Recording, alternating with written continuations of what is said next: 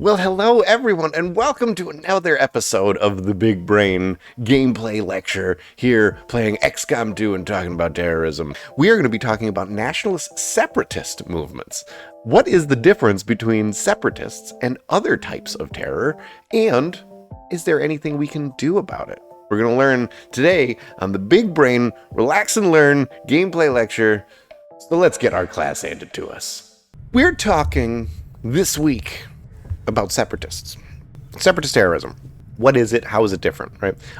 First of all, let's kind of set the record straight. What we're doing here is not really separatist terrorism, all right? XCOM 2 is not fighting a separatist war. We do have something in common, and we'll actually have there's a little bit more in common. So we'll start with this. What is separatist terrorism? When I say separatist terrorism, what am I talking about? Separatist terrorism is essentially, they're usually categorized as asymmetrical movements that pit small group terrorists against a government force, with the goal of separating that group and separating from that government. These small group terrorists, right? However, there are some differences between separatist groups and... Stop interrupting me. I hate you. I hate this game. I love this game, but I hate this game at the same time. Separatist movements are different from other ideological movements. First of all, whereas kind of stereotypically we consider terrorism to be really strongly associated with religion, separatist groups generally are not, right? There's less of a focus on the religion. Not saying that religion can't be a part of it. It's just not the primary motivation, okay? Now, what we've done here, right, is we're trying to grow the resistance. And separatist groups, right, can also generally be moving away from the religion. They focus primarily on ethnic nationalism, actually, is usually their primary focus. They use this as a means of rallying support, okay? They focus on the nationalist identity of a group of people, and they use that national identity to rally support for the cause. So we're going to go here, right? This is the mission that we're going to go on. Hopefully it's not too hard. Operation Wolf Stank. Separatists, right? Ethnic nationalism is the primary ideal. Rally that group for support. And the final major difference is that separatist groups usually have a clearly defined, realistic objective that is achievable, whereas a lot of ideological terrorism out there doesn't necessarily have that achievable objective. Because the idea behind separatist groups is that once they get their objective, then they're done. Think I'll go home now.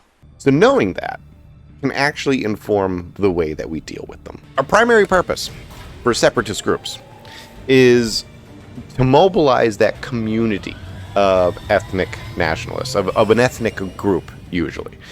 And they do it through their attacks, right? The attacks are meant to kind of bring attention to their cause and hopefully appeal to a nationalistic sort of background. You have these groups that use violence and use these attacks to try to appeal to that nationalistic kind of background and hope for, because this is part of the plan, a government crackdown, right? The government's response actually feeds into the separatist narrative that they are being persecuted, that they are being downtrodden upon, and then they use the government's reaction to their attacks to further bring more attention, usually international attention, to their cause, rally support on the home front, and then hopefully be able to take the fight longer and harder to...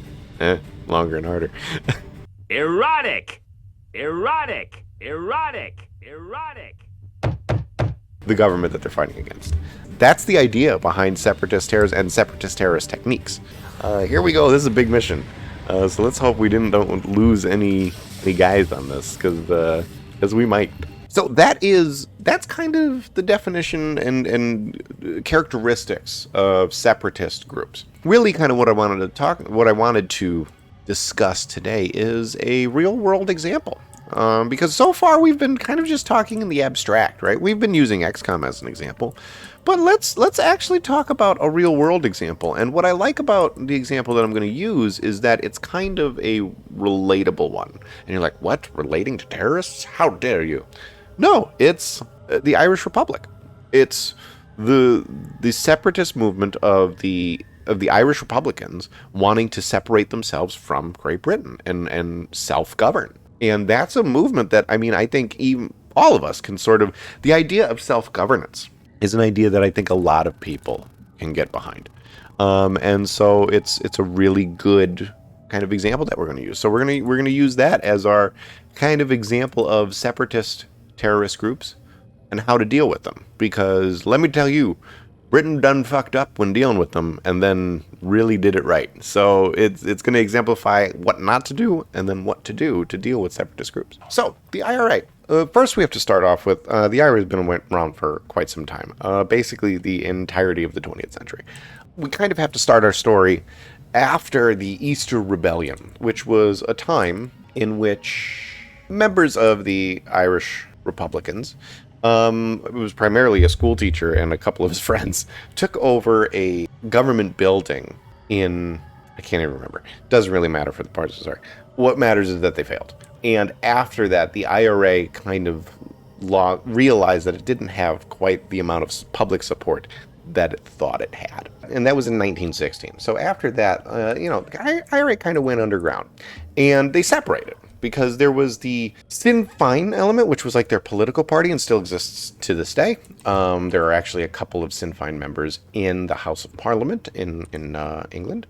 But primarily, the militant wing, the IRA, separated out because while there were people who were like, all right, let's go a peaceful route, let's try to negotiate our way with the Brits, there were still those militant mindset people who were like, no, we need to kind of stick to our guns, we're still going to fight. They labeled themselves the Provisional IRA.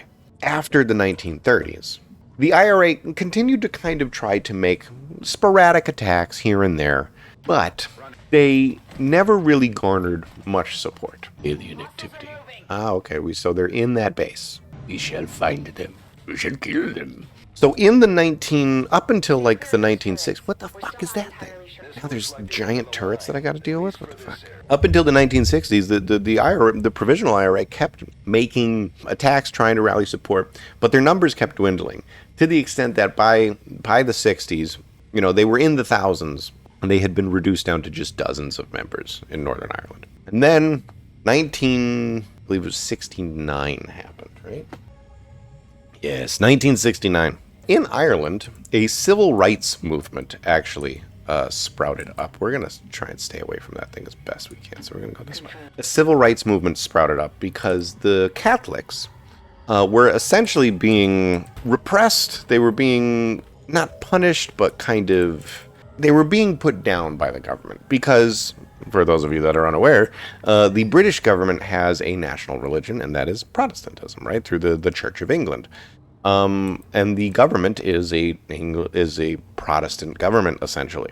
And so Catholics goes against the national religion. So anybody who practiced Catholicism, they were reducing the number of rights, the ability to meet and all that, up until like the 60s. But in the 60s, a civil rights movement for the Catholics sprouted up. This was actually majorly supported by most people, both Republicans and Unionists alike, right? So the people who wanted to separate from Britain and the people that were happy with Britain taking full control.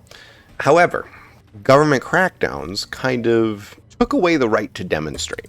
Now, at this time in Ireland, there was a police force that was in place that was essentially British run, right? They were the Royal Ulster Constabulary, right? We're just going to call them the RUC, which is how you abbreviate that, because I can't say constabulary. Subjugated is a great word, Kaylee. I like that. Subjugated. They were definitely being subjugated. Well, the RUC had also kind of like a provisional group called the B Specials. We need a name that's witty at first, but that seems less funny each time you hear it. How about the B Sharps?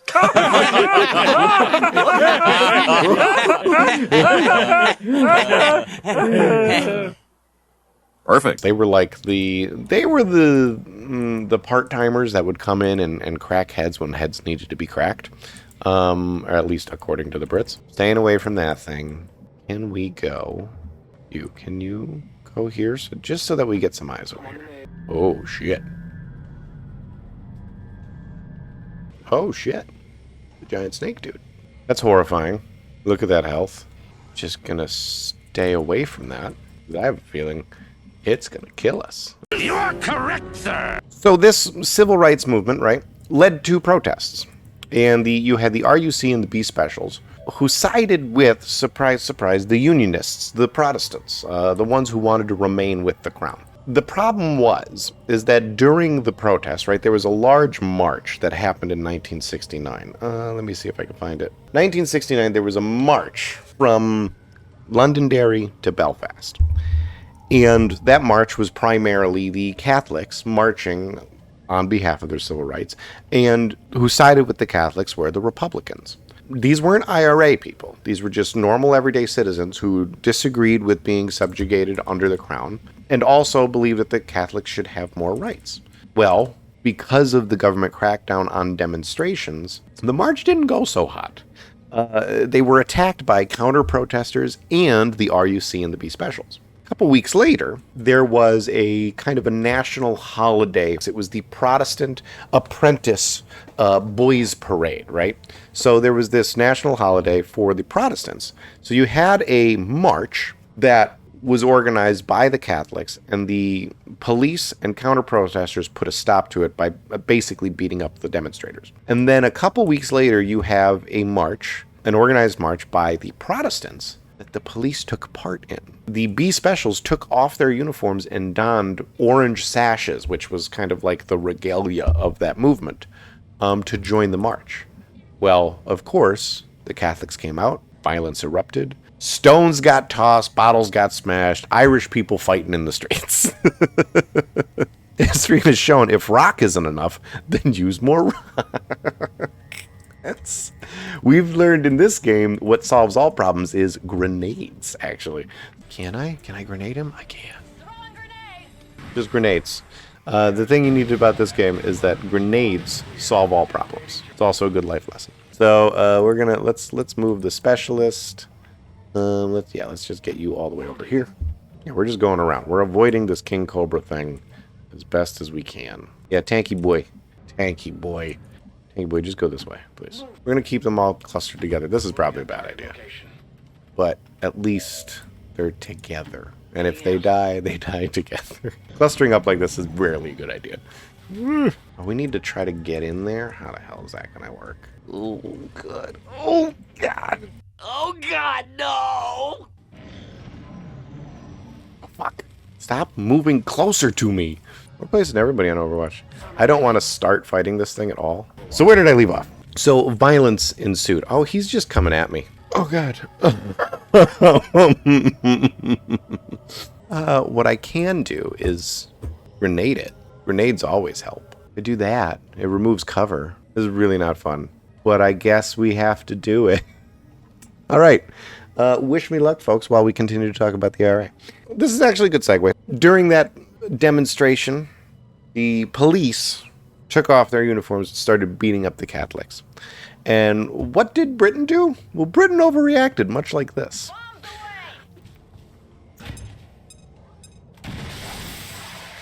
Really? That's all you did? 1 damage. Well, fuck you too. This is the shot we've been waiting for. Take that thing down before it has a chance to What the fuck? Can you throw a grenade up there? You can. I really want it to blow up its cover. Nice. A ruler reaction? What the fuck is this nonsense? What the fuck is this nonsense? What the fuck is this nonsense? This is not going well. So, Britain overreacted. Just like this. Which requires some... Oh, God. Guile, can you save? Guile, can you do things? Fire sniper rifle. Save your boy. Save your boy. Save tanky boy. Nice. Guile never misses.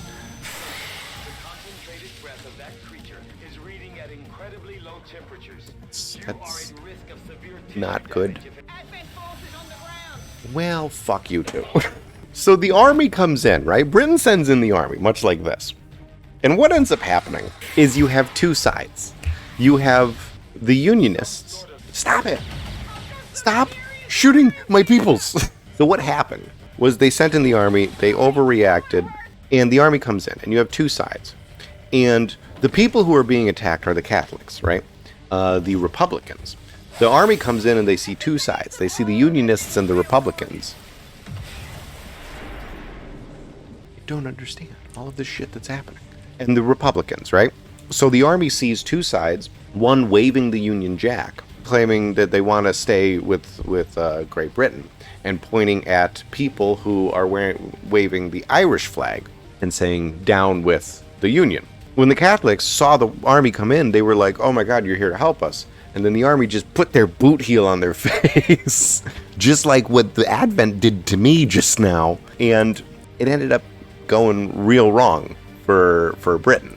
Well, with that overreaction, damn it, now I'm just exposed and people are hurt and this guy's about to die. What it did is it rallied the IRA, because now you had all of the Catholics who had been downtrodden upon and basically proven that, yeah, Britain doesn't care about them, ran into the open arms of the IRA, who said, see, we told you.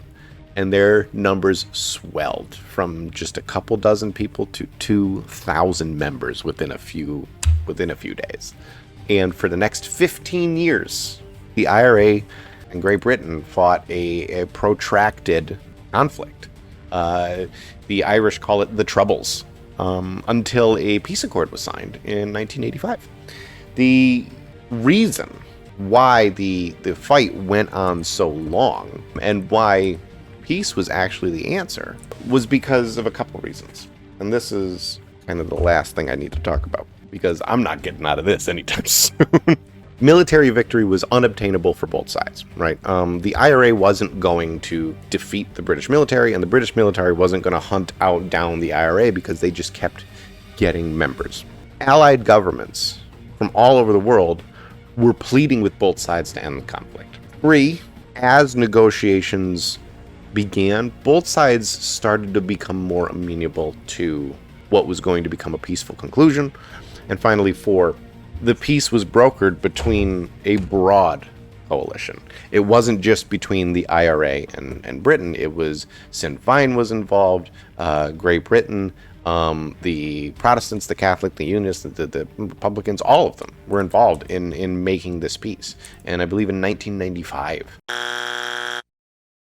a more solid peace accord was signed. As it looks like we're kind of doing okay. Ooh, you have a good shot. Kill him. Negotiating with terrorists. Who knew that it could work? But it can. It happened with the Irish. It happened with the Basque in Spain as well. I encourage you to look up that story. And it probably could have worked in Sri Lanka as well, but the Indian government didn't want to negotiate with terrorists and took a more dire tact. I encourage you to research those other instances. However, as we learned today, sometimes negotiating and peace is the word of the day. However, with separatist groups, it's kind of the only tact, because their goal is achievable and they know it. And so really all you need to do is give them their goal and they're happy, as long as that goal is reasonable, right? The Irish received a lot, the British received a lot with negotiations. And as a result, peace has sort of lasted. Unfortunately, there's been a bit of a breakdown recently, primarily due to Brexit, but it's maybe content for another video. So if you do like this sort of extended content, and watching my class get handed to me by the Advent, please like, subscribe, comment, all of that underneath the video. I really appreciate it. Helps the channel out. And we record these videos every Monday night over at twitch.tv/FPSgra. So please, I hope to see you in chat. And, thanks for coming. I have been your professor, FPSgra. Class dismissed.